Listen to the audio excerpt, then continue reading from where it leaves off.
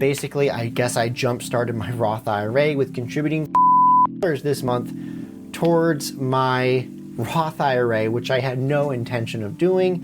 Hello everybody and welcome back to my channel. My name is Michael, and in today's video we are going to be taking a look at how my student loan debt payoff is going throughout the month of July, while also taking a look at how my investments are going, because as I announced in my last Transfer Tuesday video, I am now putting money aside each month for investment purposes. Later on in the video, I'll actually share kind of a mistake I made when I opened up my investment brokerage account. I opened one with M1 Finance, and I made a bit of a mistake that cost me some money, sorta. I'll talk about that a little bit later, so make sure you watch the video all the way to the end. So the first thing we need to talk about is how this month is going for my student loan debt journey. And I've been making great progress thus far with my whole savings sprint I'm doing, trying to get to $15,000 by September of this year, because that's supposedly when the deferment on the government student loans is going to end. And I'm making great progress in that I've been able to save since April. I've been able to save $3,000 every month. I'm now up to a total saved amount of $9,000 that I will be able to put towards my government student loans. So as of today, I made my first contribution for the month of July towards this savings fund of saving up my payments for government student loans. I made a payment earlier today of $1,500 again, which, as you know, my goal each month is $3,000. So this is halfway. I'm hoping to be able to contribute the other $1,500 and get this month finished off with $3,000.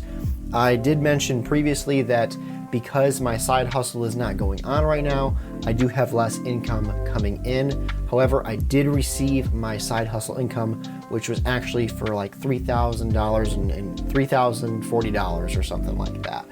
So I did receive my kind of final paycheck until the summer's over, because my side hustle runs with the school year, and I'll be able to contribute another $1,500 hopefully by the end of the month of July. So before we talk about how it's going with my investments and how it feels restarting my investment strategy, we're going to go ahead and look at my student loan debt payoff tracker. I use it in Google Sheets.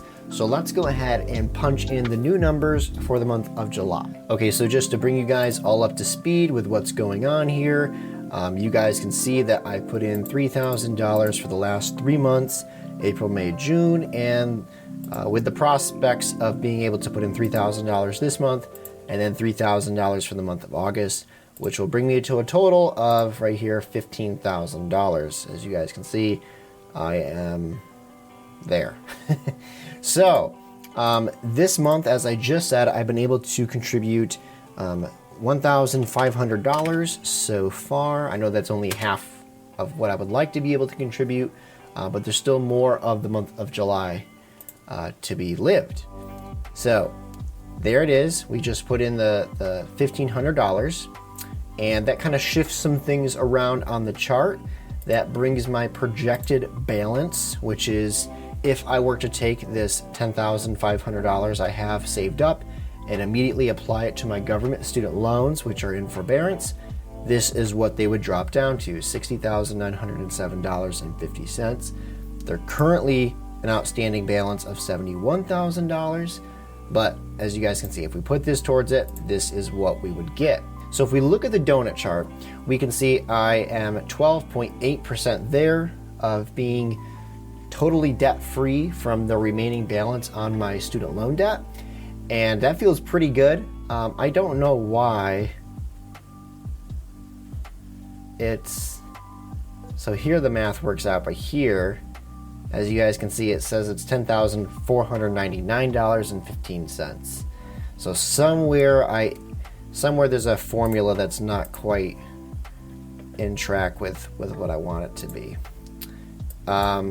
Anyway, so what we're gonna do next, you guys can see by looking at this bar graph that I'm almost there, almost to 15,000. In fact, if I can contribute another $3,000 or another $1,500 this month, rounding it up to $3,000, I will be just another $3,000 short of meeting my $15,000 goal by September, which will be great. So I'm looking to hit that. I'm on a trajectory to hit that next month, in the month of August. What we're gonna do before we shift out of here and talk about investments, I am going to put this $60,907 down here for the month of July. I realized before filming this that I actually forgot to do that. And I apologize that in my last video I never did that. So there it is, nice. And this is the same thing. Well, actually it's not the same thing. What I have this formula doing is it subtracts from the total debt from the previous month with what it is now. So it subtracted and it found out that I've contributed $1,500. Surprise, surprise, that's why I told you guys I did. This number is not right. What this number is a total change from when I started tracking my debt payoff, which was back in March of 2021. That's when I started making these videos. So we're just gonna switch one formula here to make this the 26th cell, or the 26th row. And you guys can see that brings it up to a total change of $43,981.85 since my journey, I guess, began with tracking my progress. Obviously, that's not how much I paid off in total, because I started with 140,000, but I started tracking when I was at 104,000. So nice. We're gonna put this away and shift over now to talking about my investments. So just to give a brief backstory of what my investment plan has been for quite some time now.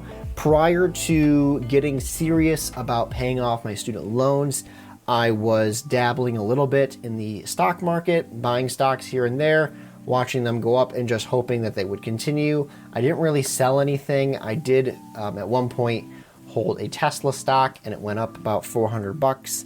I did sell it. That's the only thing I've really ever sold, but that's a conversation for another time. But as I start to resume my investment plan and an investment strategy to become financially independent, I didn't want to just dabble in individual stocks here and there, and I didn't want to do so in what's called a regular taxable brokerage account, which is the typical kind you would open if you're just looking to invest in the stock market. What I went ahead and did was get myself a Roth IRA. Now, when I say that, some of you may be saying, wait, don't you already have a Roth IRA? You showed us a long time ago that you have one with TD Ameritrade.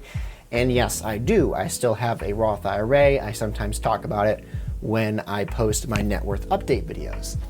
And the reason I didn't go ahead and just continue to contribute with the TD Ameritrade account is primarily for one reason, and that is I want to not contribute a whole lot each month towards my Roth IRA. I know they say the best practice is to contribute $6,000 each year, which is the total amount you're allotted to contribute. However, I don't really have that type of money right now with the level of intensity I'm paying off or saving my payments for my government student loans. So what I went ahead and did was I opened up an account with M1 Finance because with M1 Finance, unlike TD Ameritrade, you are able to purchase fractional shares of either individual stocks or index funds. How that benefits me and where this comes into play in my choice in the matter is that I would like to only really contribute about $100 a month or $100 every 2 weeks towards my Roth IRA account. I'm not really in a position to put down a lot of money towards investing. I know for some people, $100 a month sounds like a lot, and for others that sounds like not even worth the time. But for me, I want to start propelling myself forward with my asset column as well as reducing my liabilities. So that's why I'm now both heavily trying to pay off my government student loans with saving the payments, while also contributing small amounts each month towards my asset column in the form of a Roth IRA. But I wanted to tell you guys a little something that happened to me and something to be aware of if you yourself are going to open up an account either with M1 Finance or any other brokerage account for that matter, and that is be careful of something called auto invest. So I didn't know this. When I was reading through how to open up an account and how to fund account with M1 Finance, it said on the individual taxable brokerage account side that your initial deposit, meaning your initial deposit from your bank account to the brokerage's holding fund for your funds and your money before you invest it, has to be for an individual account $100, but for a Roth IRA, which I opened, has to be a minimum deposit of $500. So at first I was like, oh no, I don't want to do that. But I read the rules to make sure this was okay. What I was going to do was transfer $500 from my bank to my M1 Finance Roth IRA account in the kind of holding tank where it holds the money before it's invested.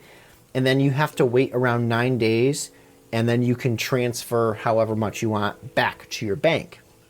Well, that's what I was gonna do. So I didn't realize that by default, a little checkbox is ticked in the settings for M1 Finance, which says auto invest, meaning that any money, I think over $20 that ends up in the kind of holding tank where it holds your funds in the brokerage account gets automatically invested into your picked investments, which for me, I had actually already set it up for which investments I wanted to buy once I was ready to. So I transferred over $500 thinking it's just gonna go into the savings part of my brokerage account. And no, it goes right into all my investments. There's only really 4 of them, which thankfully I set them up with the way I wanted to before I even made this transfer, but it totally caught me off guard, and I wasn't going to sell them to try to get the money back to my bank account. Basically, I guess I jump-started my Roth IRA with contributing $500 this month towards my Roth IRA, which I had no intention of doing. I only meant to contribute $100 towards it, but oh well. You live and learn. I immediately unticked the box which said auto invest, because I think at anything over $20, it's going to automatically buy whatever you have set for it to buy. I didn't know that. I'm still new to the platform, so I need to learn more about it. But just investor beware. If you don't know about that and you think you're just transferring money over and you might want that money later on, you're just doing it to fulfill the requirement to open the account, just be aware that they're going to try to get you to auto invest it by default. So anyway, that's my savings and investing journey throughout the month of July so far. I thank you guys so much for watching, and if you made it this far, for watching until the end, be sure to like this video, comment down below of what you think of my, I guess, mistake with contributing $500 when I really didn't even mean to or want to. Maybe that's a good thing, maybe it's not a good thing, who knows. Comment down below with how your investment journey and your student loan payment journey is going so far and what you think of this whole deferment situation. Anyway, thank you guys for watching, and I will see you in the next one. Take care.